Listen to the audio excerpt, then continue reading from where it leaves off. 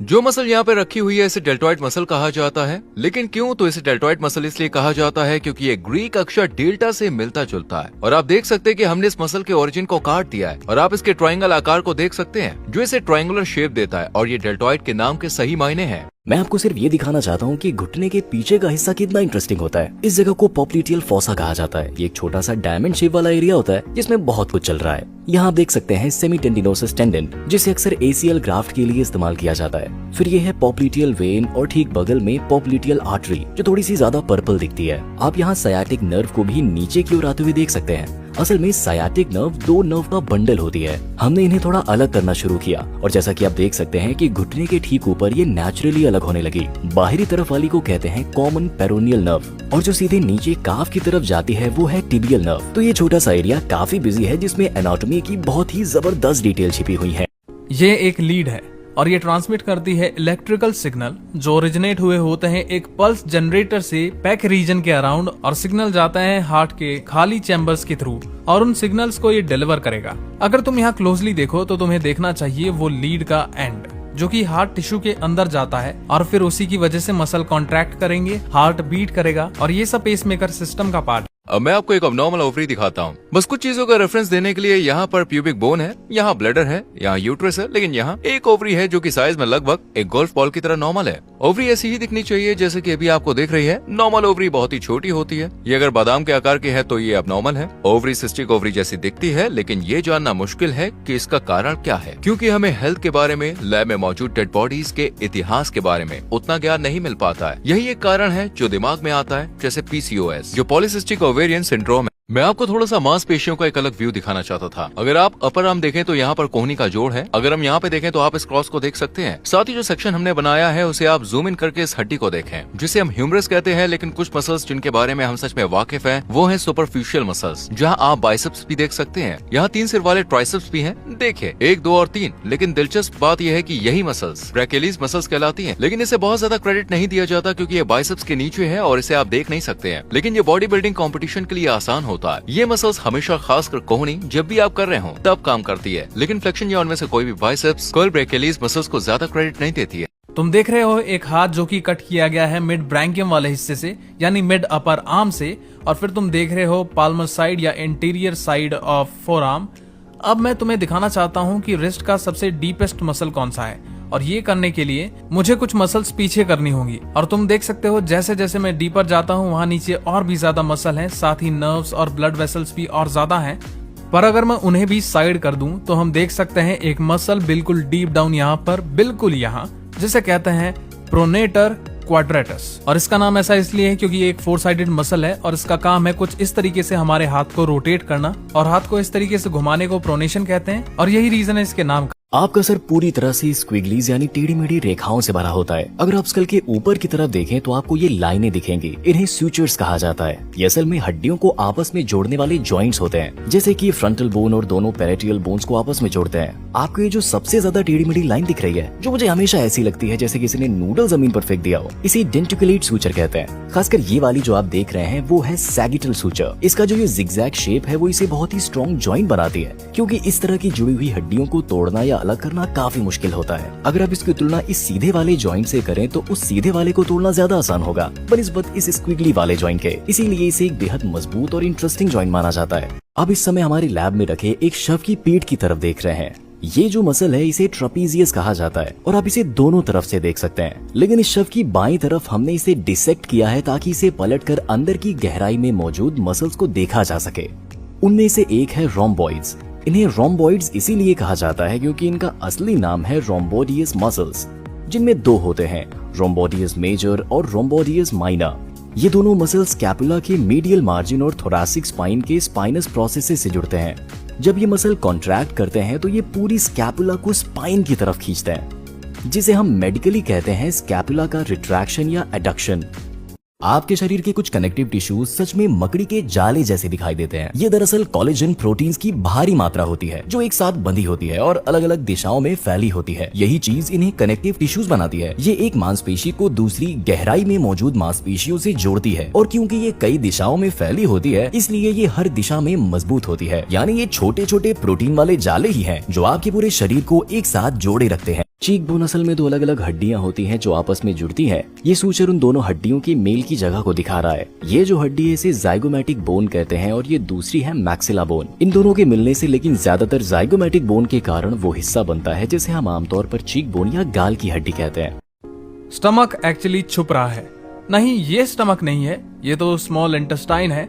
Stomach actually वो pink वाली चीज है जो लीवर के बिल्कुल पीछे है और ये पूरा स्ट्रक्चर एक्चुअली तुम्हारे अपर लेफ्ट में होता है, एब्डोमिनल कैविटी के। और इसका मतलब ये है कि जब तुम्हारे पेट में दर्द होता है ना तो वो एक्चुअली लेफ्ट साइड में दुखेगा, ना कि सेंटर में। तो इस जगह से इसका कोई लेना देना नहीं है। अगर तुम्हें इस रीजन में पेन हो रहा है तो एक्चुअली वो इंटेस्टाइनल पेन हो रहा है।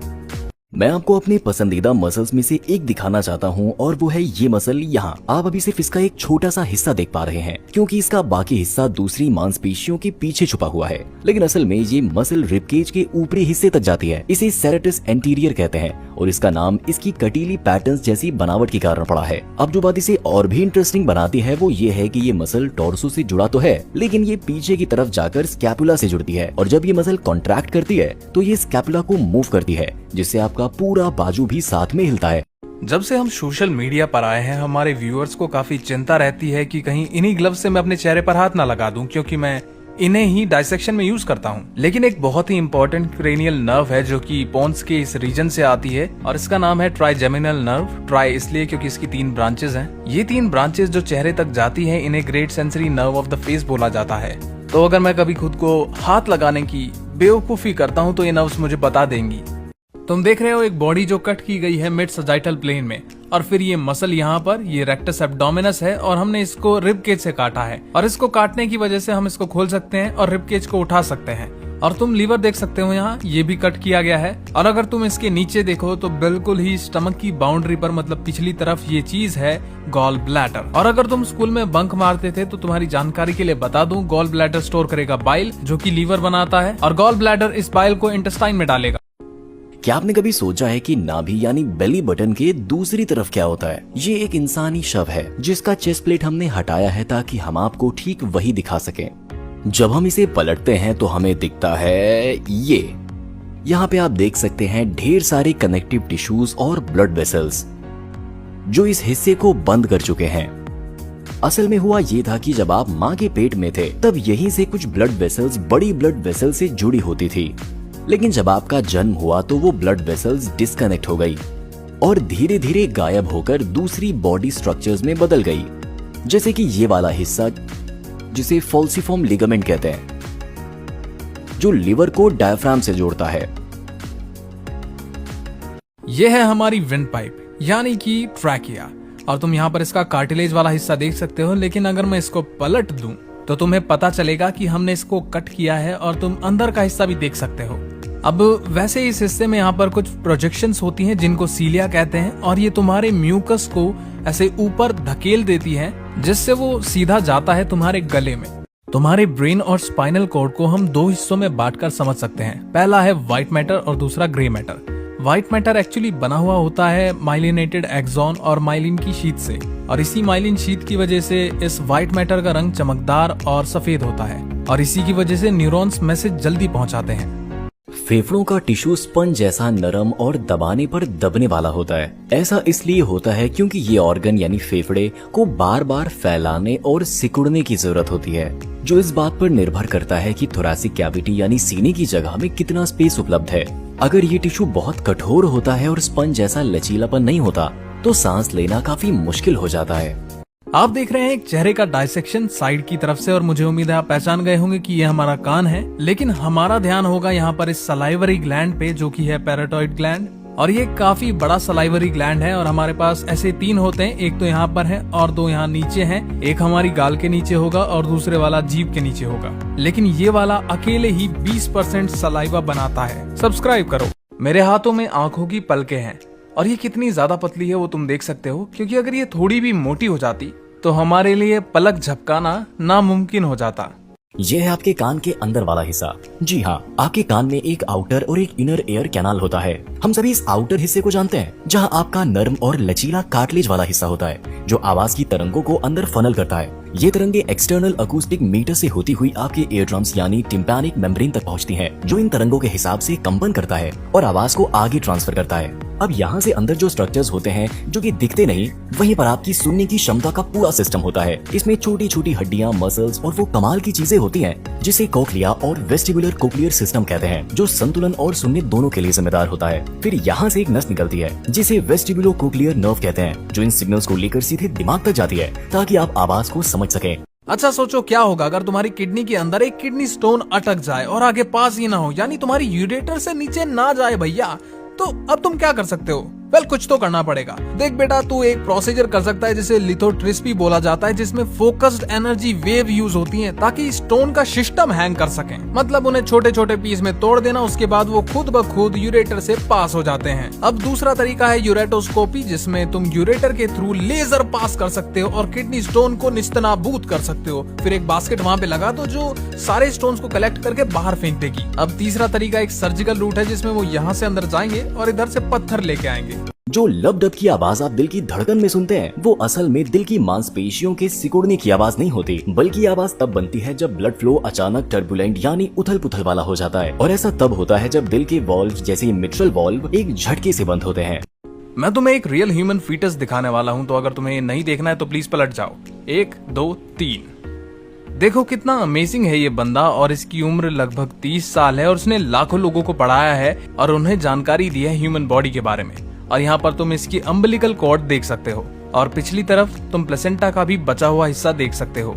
आप में से कुछ लोग असल में म्यूटेंट्स हैं। मैं ऐसा इसलिए कह रहा हूँ क्योंकि आपके अंदर एक जेनेटिक म्यूटेशन है। ये म्यूटेशन आपके इस मसल पर असर करता है जिसे ज़ाइगोमैटिकस मेजर कहते हैं, जो आपकी मुस्कुराहट के लिए जिम्मेदार होती है। ये मसल आपके होठों के किनारे से जुड़ी होती है, तो जब ये सिकुड़ती है तो होंठ ऊपर की तरफ खिंचते हैं और स्माइल बनती है। लेकिन जिन लोगों में ये म्यूटेशन होता है उनमें ये मसल बीच में से 2 हिस्सों में बट सकती है और उसका एक हिस्सा गाल की स्किन से जुड़ जाता है, और जब वो मसल सिकुड़ती है तो स्किन को खींचती है और वही बनता है डिम्पल। तो जिनके गालों में डिम्पल होते हैं, आप असल में एक तरह के एक्समैन है और आपको उस पर गर्व होना चाहिए। हमारे पास 7 टार्सल बोन या फिर bones of the foot and ankle हैं, तो अगर हम इन्हें 1 बाय 1 देखें तो सबसे पहले आता है ये, जिसको हम टेलस बोलते हैं, और ये तुम्हारे टिबिया और फिब्यूला को साथ में जोड़ता है ताकि एंकल जॉइंट बन सके। फिर बिल्कुल इसके नीचे एक बड़ा सा बोन है यहाँ, जिसे आइसेकैलनस बोला जाता है, और लेटरल साइड पे है हमारे पास क्यूबॉइड, और फिर वो 3 क्यूनिफॉर्म बोन्स। अब सबसे पहले होती है लेटरल क्यूनिफॉर्म, फिर इंटरमीडिएट क्यूनिफॉर्म, फिर मीडियल क्यूनिफॉर्म, और लास्ट बोन होने वाली है ये, जिसे नेविक्युलर बोला जाता है। अब जैसे तुम लोग देख सकते हो काफी सारे जॉइंट्स होते हैं इन सारे बोन्स के बीच में, और वो इसलिए क्योंकि काफी ज्यादा मूवमेंट होती है। एक्चुअली ये ट्विस्टिंग मोशन होती है जो फुट में होती है, और हम इसे बोलते हैं एवर्जन और इन्वर्जन। और ये सब तुम्हारे एडी वाले हिस्से में नहीं होता, ये बस एक हिंज जॉइंट होता है जो कि तुम्हारे पैर के अगले वाले हिस्से में होता है, और वो ऊपर नीचे हो सकता है बस, और इसे ही डोर्सल फ्लेक्शन और प्लांटर फ्लेक्शन बोलते हैं। मैं तुम्हें मेरी पसंदीदा मसल दिखाने वाला हूं जो कि यहाँ पर है, और अभी बेशक तुम्हें ये थोड़ी छोटी लग रही होगी, लेकिन एक्चुअली ये इस दूसरी मसल की वजह से ढकी हुई है, वरना ये ऊपर तक है। अब इस मसल का नाम है सरेटस एंटीरियर, और वो इसलिए है क्योंकि इस शेप को हम कहते हैं सरेटेड या सरेटेड शेप। और कमाल की बात यह है कि हमारे टोर्सो रीजन को अटैच होने के बाद भी ये हमारी बैक को कवर करती है और फिर स्कैपुला से जुड़ जाती है। अब इससे होता यह है कि जब भी तुम अपनी इस मसल को हिलाओगे तो इससे पूरा तुम्हारा स्कैपुला हिलेगा, और अगर स्कैपुला हिलेगा तो तुम्हारा पूरा हाथ हिलेगा। तुम्हारे हाथ पे निपल्स हैं। मैं जानता हूँ कि ये सुनने में थोड़ा अजीब लग रहा है, पर देखो मैंने यहाँ पर इस हिस्से को थोड़ा काटा है ताकि तुम देख सको यहाँ पर ये मसल जो कि है पैपिलरी मसल, और पैपिला का मतलब एनाटॉमी में निपल्स होता है। तो किसी ने इसको देखा और उन्हें ये निप्पल जैसी लगी, और तुम देख सकते हो कि ये मसल अलग अलग स्ट्रिंग्स से कनेक्टेड है, और इन स्ट्रिंग्स को कहते हैं कॉर्डिए टेंडिने, और फिर ये कनेक्ट होती है टिश्यू के फ्लैप से जिसे कस्प कहते हैं। अब इन पर टेंशन पड़ती है तो ये मस्कुलर फ्लैप या कस्प को पीछे खींचते हैं, जिससे कि वो टाइट हो जाते हैं और वेंट्रिकल कॉन्ट्रैक्शन के दौरान ब्लड बैकवर्ड फ्लो नहीं करता। क्या तुम्हें पता है कि तुम्हारी स्किन की थिकनेस वेरी करती है डिपेंडिंग ऑन कि वो किस बॉडी के रीजन से आती है, और मैं फैटी लेयर यानी कि वो थर्ड लेयर जो नीचे आती है जिसे हाइपोडर्मिस बोलते हैं उसको इंक्लूड भी नहीं कर रहा हूँ, क्योंकि उसकी थिकनेस बहुत ज्यादा वेरी कर सकती है, कई बार इंचेस तक depending on body fat percentage, और इसीलिए मैं सिर्फ 2 लेयर की बात कर रहा हूँ, एपिडर्मिस और डर्मिस। अब ये स्किन है हमारे लोअर लेग की, और जो मैं पहले दिखा रहा था वो मिड बैक की थी, और ये वाली है हमारी चीक की जो कि गाल है हमारी बेसिकली, और ये ऑफ कोर्स हमारे मुंह वाली गाल की ही है, ना कि हमारे दूसरे वाले चीक्स की, और ये पतले वाली स्किन है हमारी आईलिड की। कुछ लोगों के स्टर्नम के साथ कुछ अजीब हो सकता है, तो चलो जेफ को देखते हैं और फिर इस अजीब चीज के बारे में बात करेंगे। सबसे पहले स्टर्नम का अपर पोर्शन मेन्यूब्रियम कहलाता है, और फिर हमारे पास स्टर्नम का बॉडी है, और फिर है स्टर्नम का जाइफॉइड प्रोसेस। अब 8% लोगों के पास एक मसल हो सकती है जो है रेक्टस स्टर्नैलिस या फिर सिर्फ स्टर्नैलिस, और ये तुम्हारे स्टर्नम के ऊपर होती है। अब थ्योरी ये है कि सिर्फ 8% लोगों के पास ये मसल क्यों होती है। तो माना जाता है कि हम ह्यूमंस धीरे धीरे इवॉल्व हो रहे हैं, और अगर तुम्हारे पास ये छोटी मसल है भी तो इससे स्टर्नम पर क्या ही फर्क पड़ जाएगा, क्योंकि हमारा स्टर्नम तो फ्यूज्ड होता है ना, तो ये मसल कोई मूवमेंट तो नहीं क्रिएट कर सकती। बट दूसरे एनिमल के पास जो स्टर्नम होती है वो सेगमेंटेड होती है, थोड़ा थोड़ा हमारी स्पाइन की वर्टिब्री की तरह। और अगर उन एनिमल्स के पास ये स्टर्नैलिस मसल होती है तो वो अपनी मसल को कॉन्ट्रैक्ट कर सकते हैं, जिससे कि पोटेंशियली उनका स्टर्नम बेंड या मूव कर सकता है। अगर आपने कभी ब्लड टेस्ट कराया है तो बहुत मुमकिन है कि ब्लड यहीं से निकाला गया होगा, इस नस से, जिसे मीडियन क्यूबिटल वेन कहा जाता है। हालांकि और भी नसें होती हैं जिन्हें इस्तेमाल किया जा सकता है, लेकिन ये सबसे आम टारगेट होती हैं क्योंकि ये आसानी से मिल जाती हैं। अब होता क्या है, आपके बाजू के चारों तरफ एक पट्टी बांधी जाती है जिससे खून वापस दिल तक नहीं पहुंच पाता। ऐसे में नसें फूलने लगती है और उभरी हुई दिखने लगती है। उसके बाद मेडिकल प्रोफेशनल उस नस को महसूस करता है और फिर सुई से उसे टारगेट करके ब्लड निकाल लेता है। चलिए देखते हैं ट्रापीजियस मसल के नीचे क्या छुपा है। यहाँ 2 मांसपेशियां हैं जिनका नाम शायद आपने सुना होगा, खासकर अगर आप जिम जाते हैं। ये है रोम्बोइडियस माइनर और ये रही रोम्बोइडियस मेजर। अब ये रोम्बोइड मसल जब सिकुड़ती है तो ये स्कैपुला को अपनी ओर खींचती है, क्योंकि आप देख सकते हैं कि ये यहीं से जुड़ी हुई है। जब ये मांसपेशियां कॉन्ट्रैक्ट करती हैं तो स्कैपुला शरीर के बीच की तरफ आती है। इसे हम एडक्शन या रिट्रैक्शन कहते हैं। जिम में सबसे आम एक्सरसाइज जो लोग इन मांसपेशियों को एक्टिवेट करने के लिए करते हैं वो है केबल रोज जैसी पुलिंग एक्सरसाइजेस। तो बात करते हैं इस मसल की जिसका नाम है पेक्टोरालिस मेजर, और आखिर क्यों हम पुशअप और बेंच प्रेस जैसी एक्सरसाइज करते हैं इसको डेवलप करने के लिए। और अब आप यहाँ पर देख सकते हैं कि ये यहाँ से जाकर स्टर्नम पर अटैच होती है, उसके बाद क्लेविकल पे जाती है और क्लेविकुलर हेड से जाके कन्वर्ज हो जाती है ह्यूमरस में, और उसके बाद ये मिलती है इंटरट्यूब्यूकुलर ग्रुप में। पर जब ये फाइबर्स कॉन्ट्रैक्ट करेंगे तो ह्यूमरस एक्चुअली मूव करती है कुछ इस तरीके से आगे की तरफ, और इसे कहते हैं फ्लेक्शन ऑफ शोल्डर। और एक्चुअली ये और इफेक्टिवली काम करता है अगर आप मसल को थोड़ा सा हाइपर एक्सटेंशन देकर पुल करें। अब आप में से कुछ लोग कहेंगे कि हम तो अपने पेक्स को ट्रेन करने के लिए इस डायरेक्शन में एक्चुअली पुल करते हैं, जो कि एक्चुअली आप करते होंगे, पर ये सही तरीका नहीं है। पर ज्यादातर लोग पुशअप और बेंच प्रेस करते हैं, जो कि वैसे दिखने में अलग लगता है पर इस एंगल से वो सेम ही बात हो जाती है। अब इस तरीके से करने में डिफरेंस ये आता है कि मेरी एल्बो खींचती है जो कि मेरी ट्राइसेप को खींचती है, और उसके बाद ये पूरी एक कंपाउंड मूवमेंट हो जाती है। बाइसेप्स एक काफी कॉमन मसल है जिसके बारे में हम में से ज्यादातर लोग पहले ही सुन चुके हैं और शायद जिम में वर्कआउट करने की भी कोशिश की होगी। और जब भी हम बाइसेप वर्कआउट सोचते हैं तो सबसे पहले आता है बाइसेप कर्ल और अपनी एल्बो को फ्लेक्स करना। बट बाइसेप ब्रेकियाई मसल 2 और एक्शंस भी करती है। ये एक्चुअली शोल्डर जॉइंट को क्रॉस करती है और थोड़ा सा शोल्डर फ्लेक्शन में हेल्प कर सकती है। और क्योंकि ये नीचे रेडियल ट्यूबरोसिटी पे रेडियस के साथ अटैच होती है, ये एक्चुअली सुफिनेट यानी कि हाथ को घुमाने में हेल्प कर सकती है। और सच बोलूं तो मुझे हेल्प बोलना भी नहीं चाहिए, क्योंकि ये ह्यूमन बॉडी की सबसे पावरफुल सुफिनेटर है। और अगर तुम चाहो तो तुम इसे घर पर भी टेस्ट कर सकते हो। और तुम्हें मेरी बाइसेप से जलन ना हो इसलिए मैंने इन्हें एडिट करके छोटा करवा दिया है। और अगर मैं सुफिनेट करूं तो बाइसेप्स और छोटे हो जाते हैं, और हाथ वापस लाऊं तो बाइसेप बड़े हो जाते हैं। सच में कमाल है। चलो जेफरी के कॉक्सिक्स देखते हैं, जिसे हम में से ज्यादातर लोग टेल बोन बोलते हैं। अब देखो, वैसे तो ये बचा हुआ हिस्सा है हमारी लंबी वर्टिब्रल बोन्स का, जो तुम्हें दूसरे एनिमल स्पीशीज में मिलेगी, बट इसका मतलब ये नहीं है कि इसका ह्यूमन में कोई फंक्शन नहीं है। सबसे पहली बात, ये 3 से 5 इंडिविजुअल वर्टिब्रल बोन का फ्यूजन होता है। वैसे हम में से ज्यादातर लोगों में 4 ही हड्डियां होती है, बिल्कुल जेफरी की तरह, जैसे 1, 2, 3, 4। और इसका फंक्शन होता है मसल और लिगामेंट को जुड़ने के लिए एक अटैचमेंट साइट प्रोवाइड करना। और इसका एक और फंक्शन भी होता है, जैसे कि जब तुम बैठे होते हो तो ये तुम्हें थोड़ा सपोर्ट प्रोवाइड करता है, बिल्कुल ऐसे जैसे नीचे तुम्हारे एक छोटा सा ट्राइपॉड लगाओ। और इसलिए लोग जब अपनी टेल बोन तोड़ लेते हैं तो उनको बैठने में बहुत दिक्कत होती है, क्योंकि फिर नीचे से सपोर्ट नहीं मिलता। तो कौन से जॉइंट्स हैं जो सबसे ज्यादा डिसलोकेट होते हैं ह्यूमन बॉडी में?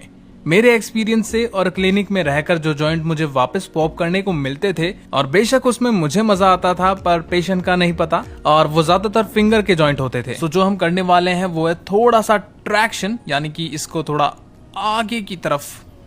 अब ये काफी आसान है। आप मेरे लिए अपनी फिंगर मोड़कर दिखा सकती हैं एक बार?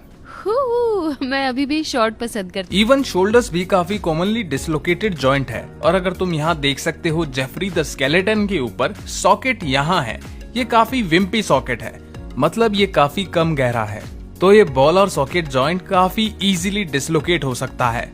अब हम आ चुके हैं तुम्हारे हिप वाले एरिया में, और यहाँ पे जो सॉकेट है ये काफी डीप है, जिसे एसेटैबुलम बोलते हैं। और हमारा एक बड़ा ही फालतू जोक है, जब भी ये वाली हड्डी यानी कि फ्यूमर इस सॉकेट से बाहर आती है तो ये बाहर आती है एसेटैबुलम से।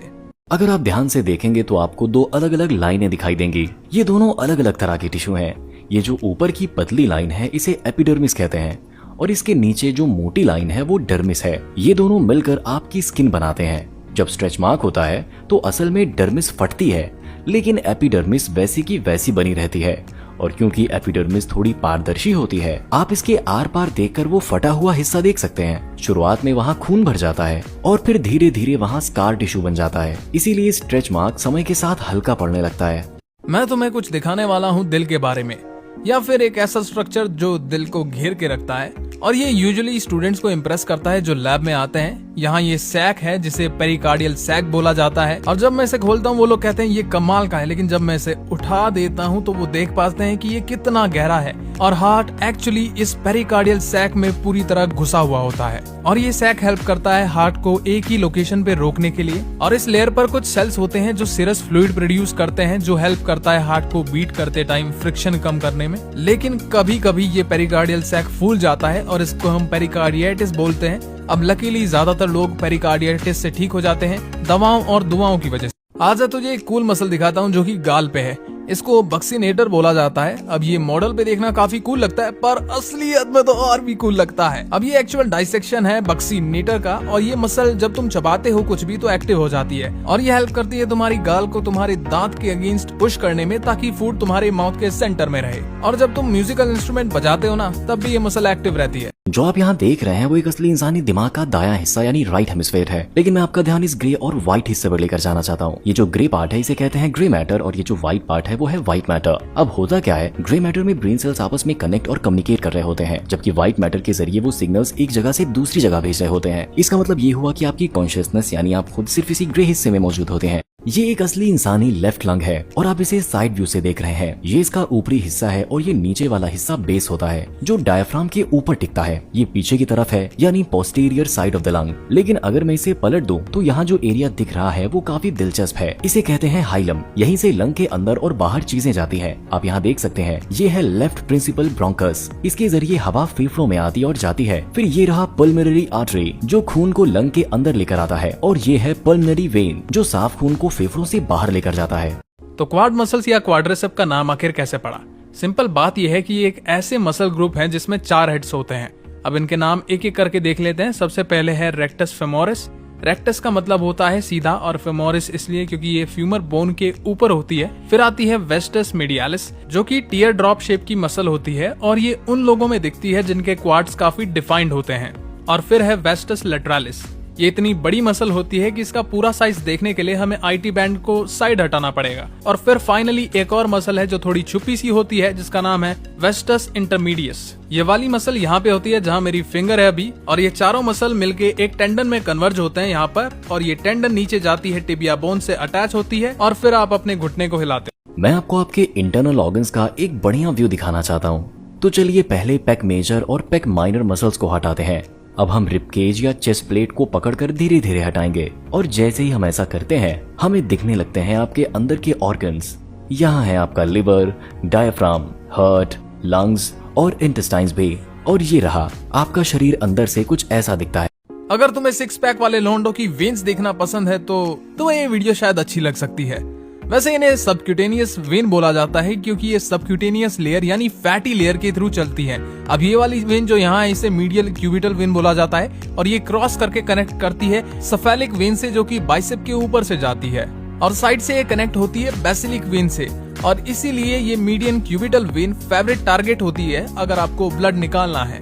तुम एक हिस्सा देख रहे हो हमारी अपर थाई का, और तुम यहाँ बहुत कूल एनाटॉमी देख सकते हो। जैसे ये फ्यूमर है और ये अंदर से खोखली होती है, और ये फेमोरल आर्टरी है, और यहाँ पर क्वाड्स मसल होते हैं, और यहाँ पर नीचे हमारे हैमस्ट्रिंग मसल्स। और बेशक थाई के बहुत सारे कंपार्टमेंट है, बट मैं बात करना चाहता हूँ इस कनेक्टिव टिश्यू की जो मसल को रैप करते हैं। जैसे यहाँ फैसिया है, एक ग्रुप ऑफ मसल को रैप करता है, और ये एक दूसरा इर्रेगुलर कनेक्टिव टिश्यू यहाँ पर जो एक ग्रुप ऑफ मसल को रैप करता है। पर अगर तुम ध्यान से देखो तो तुम यहाँ पर ये पतली सी सफेद लाइन देख सकते हो, इसको एपीमाइसियम कहते हैं और एपीमाइसियम इंडिविजुअल मसल को रैप करता है और ये डिफरेंस कुछ हद तक वेस्टस लेटरालिस वर्सेस वेस्टर इंटरमीडियस जैसा है। और आसान शब्दों में बात इतनी सी है कि फैशिया रैप करती है ग्रुप ऑफ मसल्स को और एपीमाइसियम इंडिविजुअल मसल को। जो आप यहाँ देख रहे हैं वो एक असली इंसानी खोपड़ी है। अब जैसे ही हम इसके थोड़ा पास जाते हैं आप देखेंगे कि ये प्लास्टिक मॉडल से काफी अलग दिखती है, लेकिन मैं आपका ध्यान इस चीज पर लाना चाहता हूँ जिसे कहते हैं फोरमन मैग्नम, जिसका मतलब ही होता है बड़ा छेद। यहीं से आपका brain stem specially medulla oblongata और फिर स्पाइनल कॉर्ड खोपड़ी से बाहर निकलकर पीठ के नीचे तक जाती है। ये एक गहरी बड़ी ओपनिंग होती है जो ऑक्सीपिटल बोन के बेस में मौजूद होती है।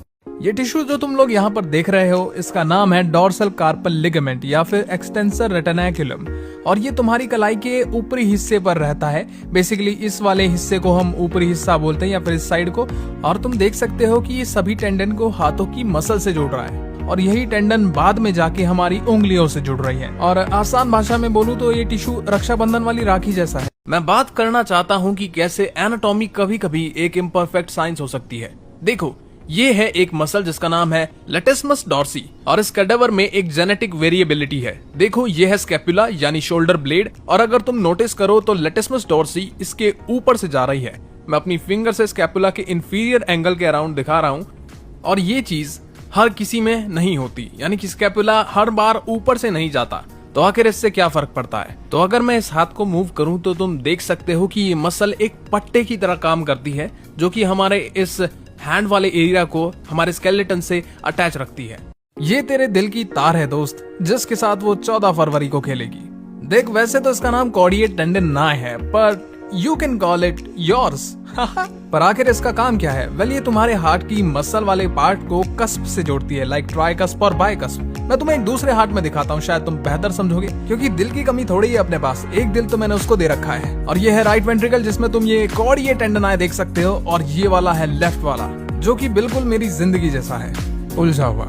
तो अभी हम जूम्ड इन व्यू देख रहे हैं हमारे मुंह के दाएं कोने के हिस्से का। अब मैं आपको दिखाना चाहता हूँ मुस्कुराने वाले मसल्स और उदास होने वाले मसल्स। ये छोटे छोटे मसल्स यहाँ, इन्हें कहते हैं जाइगोमैटिकस मेजर और जाइगोमैटिकस माइनर। ये चीक बोन यानी जाइगोमैटिक बोन से निकलकर मुंह के कोने तक जाते हैं। जब ये कॉन्ट्रैक्ट करते हैं तो आपके होंठ ऊपर और बाहर की तरफ खींचते हैं, जैसे आप स्माइल कर रहे हो। अब इसके ठीक उलट ये मसल देखिए जो चिन से होकर मुंह के कोने तक जा रहा है। इसका नाम है डिप्रेसर एंगुलाई ऑरिस। ये नीचे की तरफ खींचता है, यानी जब आप उदास या नाराज होते हैं और फ्राउन करते हैं तो ये मसल काम करता है। आप हमारे शरीर की ज्यादातर मसल्स को सामने की तरफ से देख रहे हैं, लेकिन मेरा फोकस है इन मसल्स पर जिनको पेक्स कहा जाता है और वैसे इनका नाम पेक्टोरालिस मेजर होता है। अब मेरा ध्यान कहाँ पे जाता है? जैसे आप यहाँ पे एक सिरा देख सकते हैं इस मसल का और ये नीचे यहाँ पर इस स्टर्नम से जुड़ रही है। तो जो स्टर्नम से जो ये मसल फाइबर्स बाहर आ रहे हैं ना, इन्हें कहते हैं स्टर्नल हेड और जो क्लेविकल या कंधे से निकल रहे हैं उनको कहते हैं क्लेविकुलर हेड। जब हम मेल और फीमेल पेल्विस को कंपेयर करते हैं ना, तो उसमें बहुत सारे फर्क हमको देखने को मिलते हैं और उन्हीं में से एक मैं यहाँ तुम्हें जूम इन करके दिखा सकता हूँ। ये है हमारा प्यूबिक आर्क और ये एक्चुअली एक एंगल होता है जो कि इन दो प्यूबिक बोन्स के बीच में होता है और ये एंगल मेल के केस में 90 या 90 से कम ही होता है ज्यादातर केसेस में, लेकिन फीमेल के केस में ये एंगल 90 से ज्यादा होता है। और इसके पीछे का मेन रीजन ये है कि फीमेल्स को बच्चा डिलीवर करना पड़ता है। उम्मीद है तुम्हें समझ आया होगा। इसी बात पर सब्सक्राइब कर। तो मैं आपको कंधे के जोड़ में कुछ बहुत ही कमाल की चीज दिखाना चाहता हूँ जो हमने हाल ही में की। हमने इसका जॉइंट कैप्सूल खोल दिया है। अब आप देख सकते हैं ये ह्यूमरस की हेड कितनी शानदार लग रही है, जिसके ऊपर कार्टिलेज की एक लेयर है और ये जो हिस्सा है हम इसे कहते हैं ग्लेनॉइड कैविटी। यहीं पर ह्यूमरस फिट होता है। तो अब आप साफ देख सकते हैं कि शोल्डर एक बॉल एंड सॉकेट जॉइंट होता है। अब इस ग्लेनॉइड कैविटी के किनारे पर एक और चीज होती है जिसे हम कहते हैं लेब्रम। शायद आपने सुना होगा कुछ लोग अपनी लेब्रम टेयर कर लेते हैं, बस वही चीज है जिस पर मैं यहाँ पॉइंट कर रहा हूँ। लेब्रम एक तरह का फाइब्रो कार्टिलेज होता है जो इस सॉकेट को थोड़ा और एक्सटेंड करता है ताकि कैविटी थोड़ी और गहरी हो जाए और बॉल और सॉकेट का कनेक्शन ज्यादा स्टेबल बन सके।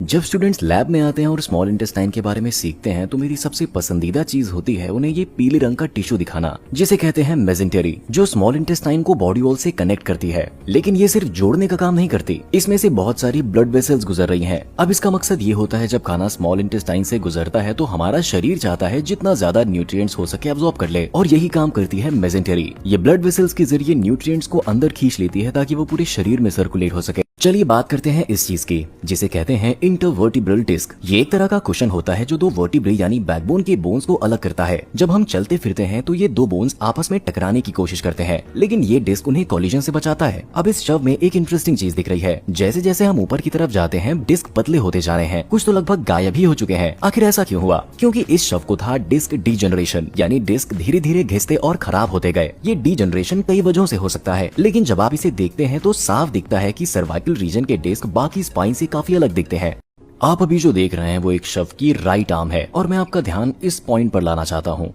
यह है आपका लेटरल एपिकॉन्डाइल, जो आपको अपनी कोहनी के बाहर महसूस होगा एल्बो के आउटर साइड पर। ये एक ऐसा पॉइंट है जहाँ फोरआर्म की बहुत सारी मसल्स अटैच होती हैं। अब अगर ये मसल्स टाइट या ओवर यूज्ड हो जाएं, तो इस बिंदु को खींचने लगती हैं और वहीं इरिटेशन शुरू होती है। इस इरिटेशन को मेडिकली कहते हैं लैटरल एपिकॉन्डाइलिटिस, जिसे आम भाषा में कहते हैं टेनिस एल्बो। इसका इलाज आइस लगाओ, आराम करो, और आमतौर पर इससे सिम्टम कम हो जाते हैं। लेकिन अगर आप जिद्दी हैं और बार बार इस पर जोर डालते रहेंगे तो फिर ये टिश्यू लंबा खींच सकता है। शायद कभी आपका घुटना चोटिल हुआ हो और जब आप क्लिनिक गए हो तो उन्होंने सबसे पहले ये चेक किया होगा, क्या आपकी एसीएल लिगामेंट यानी एंटीरियर क्रूसिएट लिगामेंट तो नहीं फटी। एसीएल घुटने के अंदर होती है और इसका काम है टिबिया को फीमर से आगे फिसलने से रोकना। अब इसके लिए एक टेस्ट होता है जिसे कहते हैं लॉकमैन्स टेस्ट। इस टेस्ट में क्या करते हैं, फीमर को पकड़े रहते हैं और टिबिया को हल्का सा खींचते हैं। अगर एसीएल सही सलामत है तो टिबिया ज्यादा आगे नहीं फिसलेगा, एक एंड पॉइंट महसूस होगा। लेकिन अगर एसीएल फट चुकी हो तो टिबिया को खींचने पर वो आगे खिसक जाएगा और वो क्लियर एंड पॉइंट्स महसूस नहीं होगा, और फिर ये तय हो जाता है एसीएल टेयर है और अब उसे ठीक करना पड़ेगा।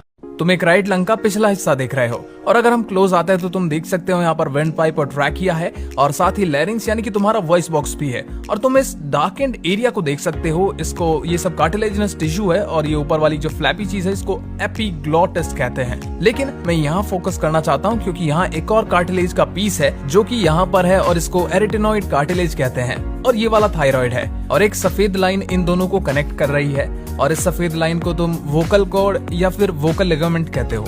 ये सफेद मोटी परत जो आप यहाँ पर देख रहे हैं इसको कॉर्पस कैलोसम कहते हैं, और ये ब्रेन के दो हेमिस्फीयर को आपस में जोड़ती है। और वहीं अगर आप इस परत के नीचे देखें तो आपको दिखेगा ये लेफ्ट हेमिस्फीयर, और राइट हेमिस्फीयर कुछ यहाँ पर होगा जहाँ मेरा हाथ है, और वो दूसरा हेमिस्फीयर भी इस परत से कुछ इसी तरीके से जुड़ता है। मैं आज आपको एक कमाल का नेटवर्क दिखाना चाहता हूँ नर्व्स का, जो हमारे अपर बॉडी को कंट्रोल करता है। इसके लिए हमें पहले पेक्टोरलिस मेजर और फिर पेक्टोरलिस माइनर मसल्स को हटाना होगा, और फिर आपको ये कॉर्ड जैसी स्ट्रक्चर दिखेगी जो मिलकर बनाती है एक अद्भुत नर्व नेटवर्क। ये नर्व्स गर्दन से शुरू होती है और पूरे हाथ में फैल जाती है। इसे कहते हैं ब्राकियल प्लेक्सस। इस प्लेक्सस से कुल 17 अलग अलग नर्व ब्रांचेस निकलती हैं जो आपकी पेक्टोरल मसल्स, बाइसेप्स और बाकी कई अपर लिम्ब मसल्स को कंट्रोल करती है। कभी सोचा है लोग प्लाज्मा क्यों डोनेट करते हैं, और आखिर क्यों मैं आपको ये बड़ा सा लीवर दिखा रहा हूँ और प्लाज्मा के बारे में बात कर रहा हूँ? वेल, प्लाज्मा बेसिकली होता है ब्लड का लिक्विड कंपोनेंट। तो अगर आप red blood cell, white blood cell और प्लेटलेट्स हटा दो तो जो चीज बची रहेगी वो होती है प्लाज्मा, जो मोस्टली पानी से बनी होती है, लेकिन इसमें प्लाज्मा प्रोटीन्स भी होते हैं, और इन प्लाज्मा प्रोटीन्स का मेजॉरिटी पार्ट लीवर के अंदर बनता है, जैसे एल्बुमिन्स, ग्लोबुलिन्स और फिब्रिनोजेंस। ये प्रोटीन्स एक्सट्रीमली इंपॉर्टेंट होते हैं ह्यूमन बॉडी के नॉर्मल फंक्शनिंग के लिए, और इस प्रोटीन की डेफिशिएंसी के केस में प्लाज्मा डोनेशन होती है। हमारे पिछले वेन वाले वीडियो के बाद कई लोगों ने पूछा, क्या हम सिर्फ फोरआर्म या हाथ की नसों में ही आईवी लगा सकते हैं या फिर शरीर के किसी और हिस्से की नसों में भी आईवी डाला जा सकता है? तो जवाब है हाँ, हो सकता है। उदाहरण के लिए लोअर लेग में एक बड़ी नस होती है जिसे कहते हैं ग्रेट सैफिनस वेन। तकनीकी तौर पर वहाँ आईवी डाला जा सकता है, लेकिन यहाँ एक प्रॉब्लम है। लोअर लेग की वेन में क्लॉट बनने का रिस्क ज्यादा होता है, जिसे मेडिकली कहते हैं थ्रोम्बोसिस। तो अगर किसी वजह से फोरआर्म या हाथ की वेन से आईवी एक्सेस नहीं मिल पा रहा हो तो फिजिशियन की अप्रूवल लेकर लोअर एक्सट्रीमिटी की वेन में आईवी डाला जा सकता है। लेकिन याद रहे, एक्स्ट्रा केयर और जजमेंट की बहुत जरूरत होती है क्योंकि थ्रोम्बोसिस का रिस्क यहाँ ज्यादा होता है। अब मुझे कहते हुए बड़ा खराब लग रहा है, लेकिन कई मूवीज और टीवी शोज में दिखाया जाता है कि कोई इमरजेंसी में पेन से ट्रैकियोस्टोमी कर देता है। ये बहुत ही खराब है। ज्यादा चांसेस हैं कि आप हेल्प करने की बजाय और डैमेज कर दें। आप खुद ही सोचिए, हर ह्यूमन बॉडी डिफरेंट होती है। ब्लड वेसल्स हमेशा एक्सपेक्टेड जगह पे नहीं होती। मैं एक बार एक EMT यानी कि इमरजेंसी मेडिकल टेक्नीशियन को ट्रेन कर रहा था और उन्होंने बताया कि EMTs को इमरजेंसी ट्रैकेस्टोमी करने की परमिशन नहीं होती।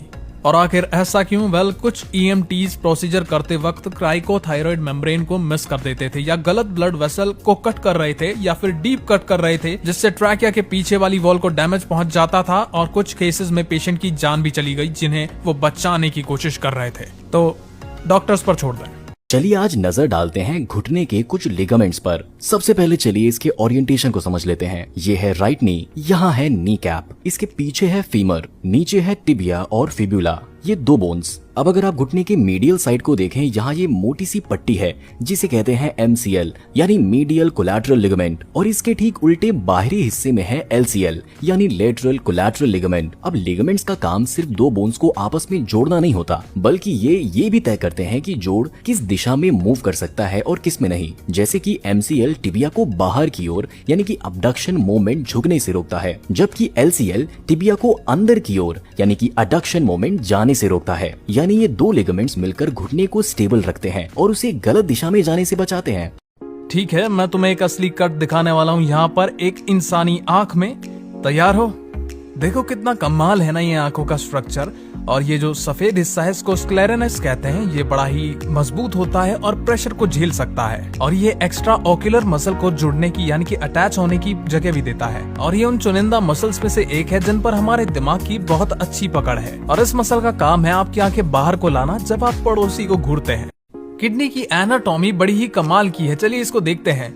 आप देख सकते हैं कि ये किडनी का एक हिस्सा है और मेरा फोकस होगा इस ट्यूब पर जिसे यूरेटर कहते हैं, और ये कनेक्ट होती है हमारे इस हिस्से से जिसे रेनल पेल्विस कहते हैं। और रेनल पेल्विस यूरिन कलेक्ट करती है इन छोटी ट्यूब से, जो कि ये रेनल पिरामिड है, और फिर ये सारा यूरिन कलेक्ट होके इस ट्यूब के जरिए जाता है ब्लैडर में। अच्छा सोचो, अगर कुछ सख्त सा यहाँ पर बन जाए और फिर वो यूरेटर के थ्रू ब्लैडर में जाने की कोशिश करे।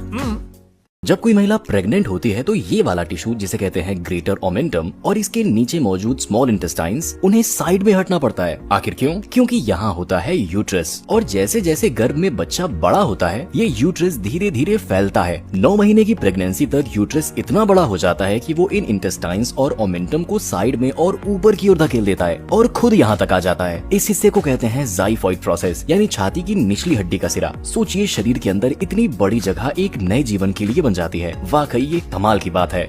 यहाँ सामने आप जो देख रहे हैं वो है लेफ्ट हिप का सामने से व्यू।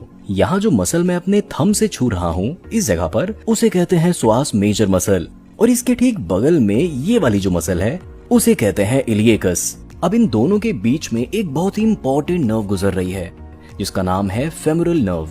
ये नर्व नीचे जाती है, फेमोरल ट्रायंगल से गुजरती है और फिर आगे जाकर आपके क्वाड्रिसेप्स मसल्स को सिग्नल देती है, मतलब आपके फ्रंट थाई मसल्स को। अब बात क्लिनिकल पर्सपेक्टिव की, अगर आपके पेट के अंदर मसल टाइटनेस या इन्फ्लेमेशन हो तो यही नर्व दब सकती है, और इसका असर कहाँ दिखेगा? आपकी जांघ के सामने वाले हिस्से में, नर्वनेस, टिंगलिंग या कमजोरी के रूप में। तो कभी कभी थाई का प्रॉब्लम हिप से शुरू होता है ना कमाल की बात। ये मसल जो आप देख रहे हैं इसका नाम है टिबियालिस एंटीरियर, और जैसा नाम से लग रहा है ये आपके शिन यानी पिंडली के सामने होता है। अगर हम इसकी टेंडन को नीचे फॉलो करें तो देख सकते हैं कि ये पैर के अंदर अटैच होती है। अब जब ये कॉन्ट्रैक्ट करता है तो ये आपके एंकल को ऊपर खींचता है जिसे कहते हैं डॉर्सीफ्लेक्शन।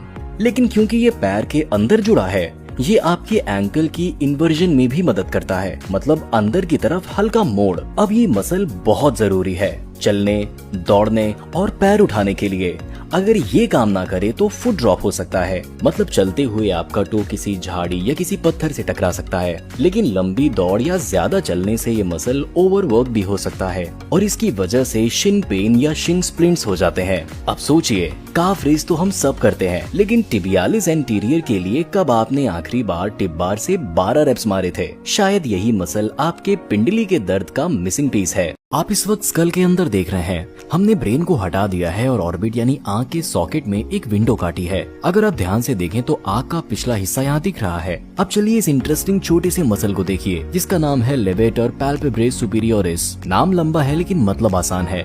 लेवेटर मतलब उठाने वाला, पैल्पेब्रे यानी आईलेट। तो ये वो मसल है जो आपकी पलक उठाती है। इसे हटाएं तो नीचे दिखती है सुपीरियर रेक्टस जो आंख को ऊपर की तरफ घुमाती है। जब आप ऊपर देखते हैं तो यही मसल काम करती है। ये दोनों मसल बेहद फास्ट और कोऑर्डिनेटेड होती हैं। इंसानी शरीर की सबसे तेज मसल्स में गिनी जाती हैं। अगर आप इसके बारे में और जानना चाहते हैं तो हमने इस पर एक डिटेल यूट्यूब वीडियो बनाया हुआ है, उसे आप जरूर चेकआउट करिए। आज मैं आपको दिखाना चाहता हूँ काफी यूनिक एनाटॉमी। आपकी पहली और दूसरी सर्वाइकल वर्टिब्रे यानी C1 और C2। C1 को कहते हैं एटलस और C2 को कहते हैं एक्सिस। अब एक चीज का ध्यान रखें, जो बीच में बड़ा सा छेद दिख रहा है वो हकीकत में नहीं होता, वो बस स्केलेटन को टांगने के लिए बनाया गया है। लेकिन जो साइड वाले छोटे छोटे होल्स हैं वो असली एनाटॉमी का हिस्सा है। अब अगर आप C2 पर ऊपर की तरफ निकली इस प्रोजेक्शन को देखें, इसे कहते हैं डेंस या ऑडोटॉइड प्रोसेस। ये डेंस C1 में जाकर फिट होता है और एक पिवट पॉइंट बनाता है जिसकी वजह से हमारी नेक इतनी अच्छे से घूम पाती है। मतलब जब आप गर्दन दाएं बाएं घुमाते हैं तो रोटेशन का काफी हिस्सा यहीं से आता है।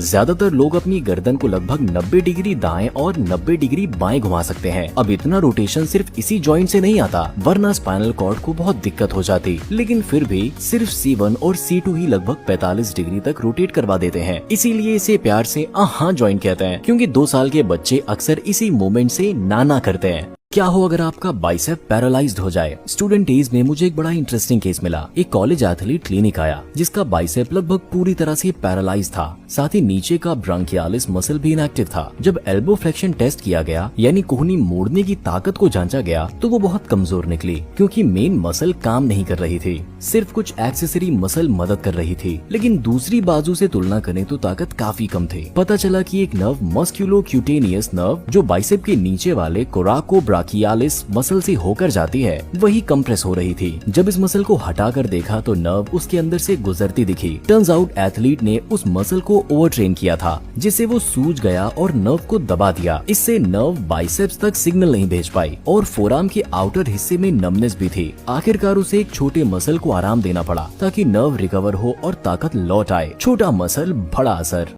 कभी कभी जब किसी पेशेंट को अपेंडिसाइटिस होता है यानी इस छोटे से अपेंडिक्स में सूजन आ जाती है तो एक खास फैटी टिश्यू जिसे ग्रेटर ओमेंटम कहते हैं वो अपेंडिक्स की तरफ माइग्रेट करने लगता है। ये टिश्यू आंतों के ऊपर एक एप्रन की तरह फैला होता है और इन्फेक्शन को कंटेन करने के लिए अपेंडिक्स को ढकने लगता है ताकि वो बाकी पेट में ना फैले। ये बॉडी का नेचुरल डिफेंस है जो कई बार इन्फेक्शन को फैलने से रोकने में मदद करता है।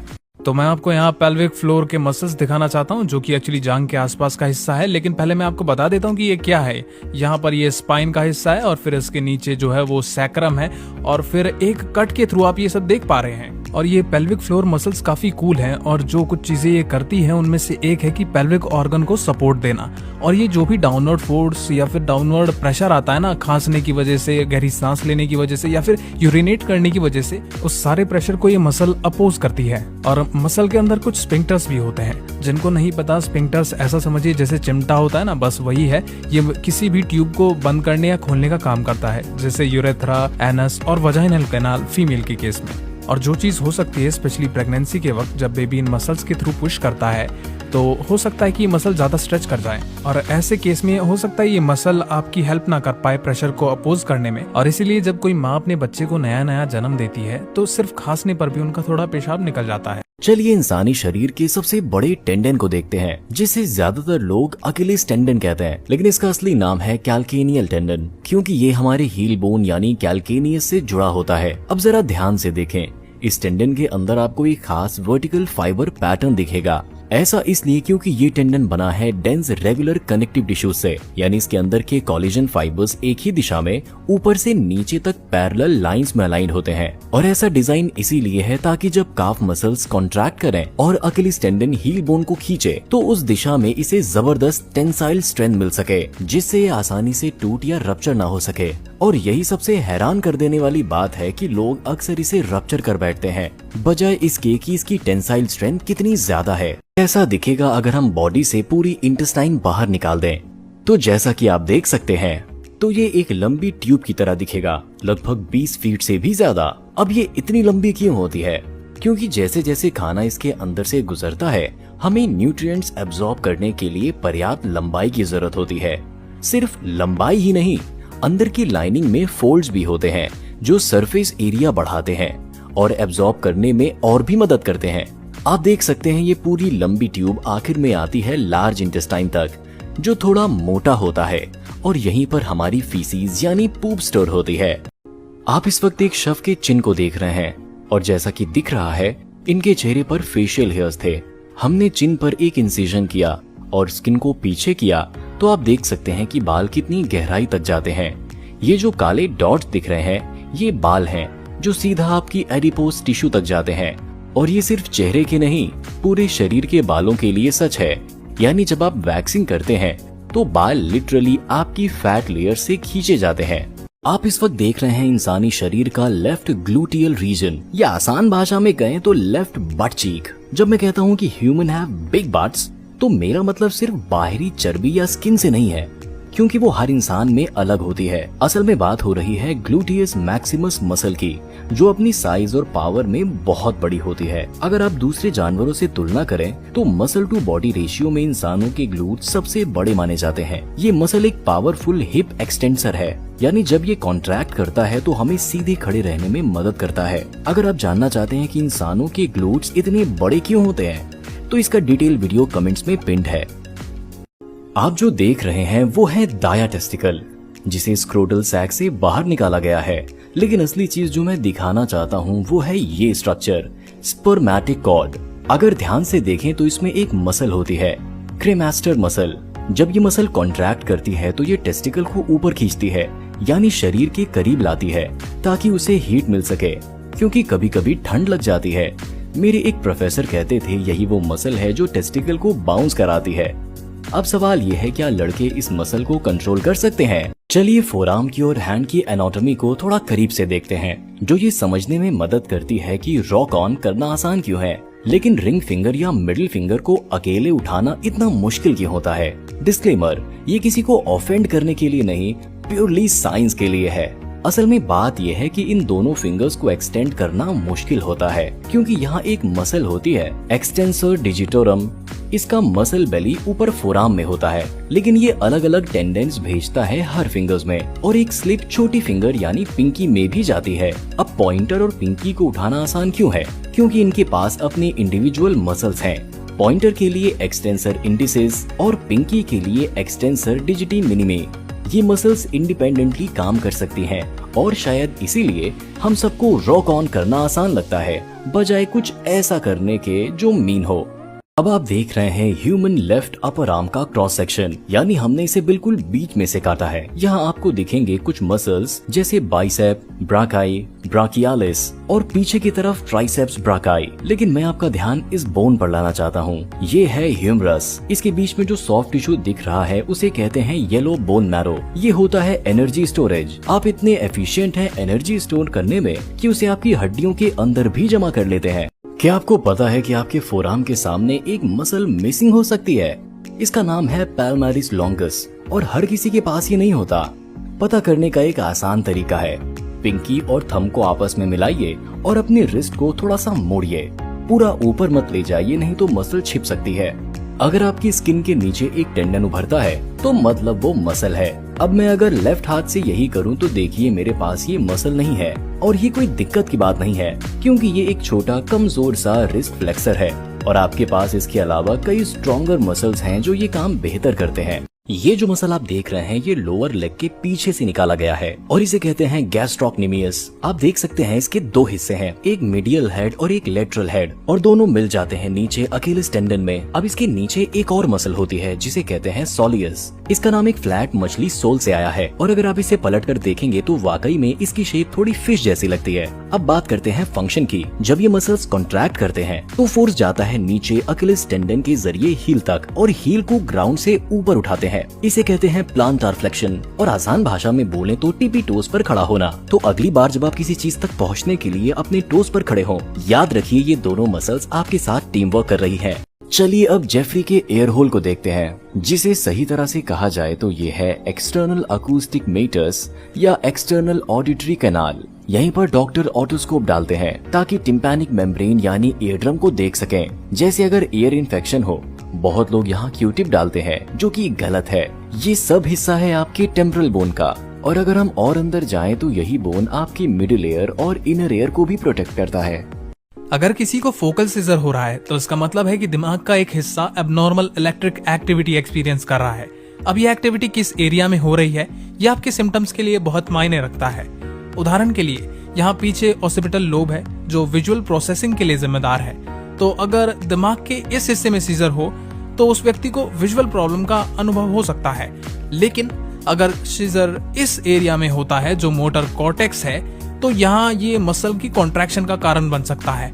हालांकि फोकल सीजर हमेशा एक ही जगह में नहीं रहता है, ये फैल सकता है, और अगर ये फैला तो ये पूरे हेमिस्फीयर में फैल जाता है। क्या आपने कभी सुना है कि कुछ लोगों के दिल में पैदाइशी छेद होता है? चलिए समझते हैं कि असल में क्या होता है। अगर मैं दिल को इस तरह घुमा कर दिखाऊं तो मैं राइट एट्रियम खोल रहा हूँ, और अगर ध्यान से देखें तो अंदर एक जगह दिख रही है जहाँ की टिश्यू पतली है, थोड़ा और लाइट भी दिख रहा है। मैं अपनी उंगली से उसे ब्लॉक कर सकता हूँ और फिर हटाकर दिखा सकता हूँ कि मैं किस बारे में बात कर रहा हूँ। इसे कहते हैं फोसा ओवालिस। लेकिन जब आप माँ के पेट में होते हैं तो यहाँ सच में एक छेद होता है जिसे कहते हैं फोरामेन ओवल। ये जन्म के बाद अपने आप बंद हो जाना चाहिए, लेकिन कुछ लोगों में ये पूरी तरह बंद नहीं होता, और वहीं से आती है दिल में छेद वाली बात। ये जो छेद एट्रिया के बीच होता है इसे कहते हैं एट्रियल सेप्टल डिफेक्ट। अब जरूरी नहीं है कि हर बार ओपन हार्ट सर्जरी करनी पड़े। कुछ केस में डॉक्टर आपकी जांघ की नस से एक कैथेटर डालते हैं जो दिल तक ले जाया जाता है, और वहाँ एक मेश पैच या प्लग लगाया जाता है जो इस छेद को बंद कर देता है। आइए देखते हैं वो अंग जिसके बिना भी इंसान जिंदा रह सकता है। ये एक छोटा सा खाली थैला होता है जो लिवर के नीचे स्थित होता है, जिसका काम होता है बाइल को स्टोर करना। आप इसके बिना इसलिए रह सकते हैं क्योंकि बाइल बनाने का काम तो लिवर ही करता है, और एक्स्ट्रा बाइल गॉल ब्लैडर में स्टोर हो जाता है। जब आप कोई बहुत फैटी खाना खाते हैं तो बाइल गॉल ब्लैडर से भी आता है और लिवर से भी, और फिर ये स्मॉल इंटेस्टाइन में जाकर उस फैट को तोड़ने में मदद करता है। अगर ये अंग निकाल दिया जाए तो आपके पास बाइल कम होगा, लेकिन लिवर फिर भी बनाएगा। बस कोशिश करें बहुत ज्यादा फैटी खाना न खाएं, क्योंकि फैट को बचाना थोड़ा मुश्किल हो सकता है। ध्यान से देखिए जहां मैंने ये प्रोब पॉइंट किया है, इसे कहते हैं यूस्टैशियन ट्यूब, या कभी कभी इसे फेरिनो-टिम्पैनिक ट्यूब भी कहा जाता है, क्योंकि ये जाती है आपकी मिडिल ईयर यानी टिम्पैनिक कैविटी तक। कभी ऐसा हुआ है जब आप एयर पॉप नहीं कर पाते, जैसे माउंटेन्स में जाएं या कोई हाई एलिवेशन पर, तो वो पॉप होती है ना, वो इसी ट्यूब के जरिए प्रेशर इक्वलाइज होता है बाहर और अंदर के बीच। अगर आपको कभी सांस की इन्फेक्शन हो तो ये ट्यूब सूज सकती है और तब एयर पॉप करना मुश्किल हो जाता है। तभी तो हम नाक बंद करके जोर लगाते हैं ताकि ये ट्यूब खुले और प्रेशर बराबर हो सके। आपने सुना होगा कि लिवर अपने आप को रीजनरेट करने की क्षमता रखता है, और यही बड़ा सा अंग आप यहाँ देख रहे हैं। लेकिन अगर ये खुद को फिर से बना सकता है तो फिर लिवर डिजीजेज जैसे कि ये यहाँ आप कैंसर देख रहे हैं, जो असल में कोलन से शुरू होकर लिवर तक फैल गया, ये क्यों होते हैं? अगर लिवर रिजनरेट कर सकता है तो ये कैंसर को क्यों नहीं रोक पाता, या फिर कोई भी बीमारी क्यों नहीं रोक पाता? समझना होगा कि लिवर को रिजनरेट करने के लिए पहले से स्वस्थ या कम से कम जितना हो सके उतना स्वस्थ होना जरूरी है। कैंसर पोषक तत्व चुरा लेता है और लिवर के अंदर जगह घर लेता है। जैसे जैसे ये बढ़ता है, ये लिवर की कोशिकाओं को भीड़ में दबाकर, भूखा रखकर और मारकर उनकी जगह ले लेता है। मतलब जब लिवर ज्यादा कैंसर ग्रस्त या बीमार हो जाता है तो ये पर्याप्त रूप से काम नहीं कर पाता ताकि खुद को रिजनरेट कर सके। इसी वजह से इंसान hepatitis, fatty liver disease, non alcoholic fatty liver disease और कई दूसरी बीमारियों से मर सकता है। भ्रूण के विकास के दौरान ट्रैकिया और ईसोफेगस शुरू में एक ही नली थी। लगभग 4 से 8 हफ्ते में ये अलग होकर अपनी अपनी नलियां बन जाते हैं, लेकिन कभी कभी ये अलग नहीं होते और आपस में जुड़े रह जाते हैं। जब इन दोनों के बीच असामान्य जुड़ाव होता है तो इसे ट्रैकियो-ईसोफेगियल फिस्टुला कहा जाता है। ये खतरनाक है क्योंकि जो खाना या पीना ईसोफेगिस से नीचे जाना चाहिए वो रेस्पिरेटरी ट्रैक में चला जाता है। ऐसी स्थिति में सर्जन को ऑपरेशन करके दोनों को अलग करना पड़ता है और उन्हें फिर से अपनी अपनी अलग नलियों में बदलना पड़ता है। भ्रूण के विकास के दौरान ट्रैकिया और ईसोफेगस शुरू में एक ही नली थी। लगभग 4 से 8 हफ्ते में ये अलग होकर अपनी अपनी नलियां बन जाते हैं, लेकिन कभी कभी ये अलग नहीं होते और आपस में जुड़े रह जाते हैं। जब इन दोनों के बीच असामान्य जुड़ाव होता है तो इसे ट्रैकियोइसोफेगियल फिस्टुला कहा जाता है। ये खतरनाक है क्योंकि जो खाना या पीना ईसोफेगिस से नीचे जाना चाहिए वो रेस्पिरेटरी ट्रैक में चला जाता है। ऐसी स्थिति में सर्जन को ऑपरेशन करके दोनों को अलग करना पड़ता है और उन्हें फिर से अपनी अपनी अलग नलियों में बदलना पड़ता है। टेस्टोस्टेरोन यहाँ आप देख रहे हैं ना, अमेजिंग स्ट्रक्चर्स, इन्हें टेस्टिस कहते हैं, यहाँ पर प्रोड्यूस होता है। और यहाँ पे आप क्लोजअप व्यू देख रहे हैं एक टेस्टिस का, ये राइट वाली है, और आप इन स्ट्रिंग लाइक स्ट्रक्चर्स को भी देख सकते हैं जो सेमिनिफेरस ट्यूब्यूल्स हैं। सेमिनिफेरस ट्यूब्यूल्स स्पर्म प्रोड्यूस करते हैं, टेस्टोस्टेरोन ये प्रोड्यूस नहीं करते हैं, लेकिन इन ट्यूब्यूल्स के बीच सेल्स के क्लस्टर्स हैं जिन्हें इंटरस्टिशियल सेल्स ऑफ लाइडिक या लाइडिक सेल्स भी कहा जाता है। ये जो लाइडिक सेल्स होते हैं ना, ये टेस्टोस्टेरोन प्रोड्यूस करते हैं दोस्तों, और ये सेल्स टेस्टिस की ओवरऑल मास का लगभग 20% होते हैं। मेरी पसंदीदा संरचनाओं में से एक थोरासिक कैविटी के अंदर एक अद्भुत थैली है जिसमें दिल बैठता है। इसे पेरिकार्डियम या पेरिकार्डियल सैक कहा जाता है। जब मैं इस पेरिकार्डियल सैक को हटाता हूँ तो अंदर ये खूबसूरत तोहफा दिखता है, मानव हृदय।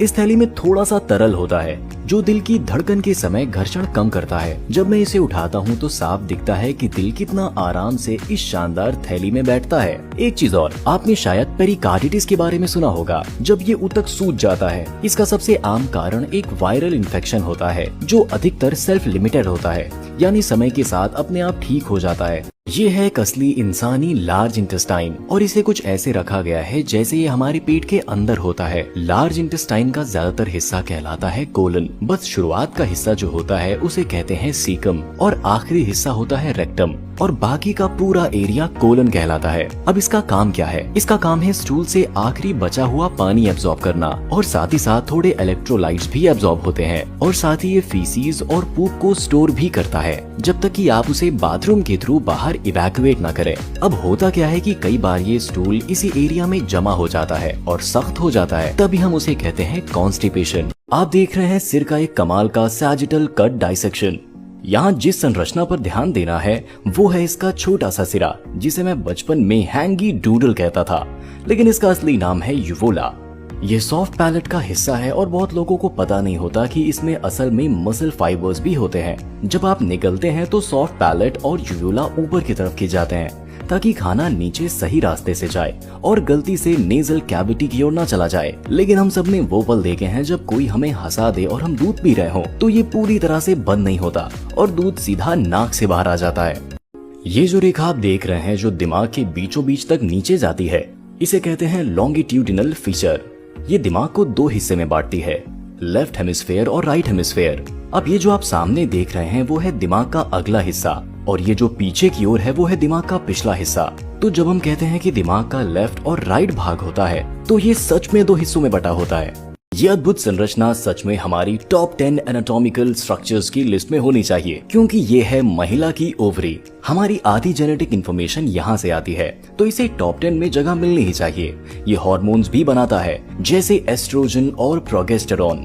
एस्ट्रोजन का महिला शरीर पर गहरा असर होता है, जैसे सेकेंडरी सेक्स कैरेक्टरिस्टिक्स, बालों का वितरण, मुलायम त्वचा और स्तनों का विकास। हमारे शरीर में 3 तरह की मांसपेशियां होती हैं।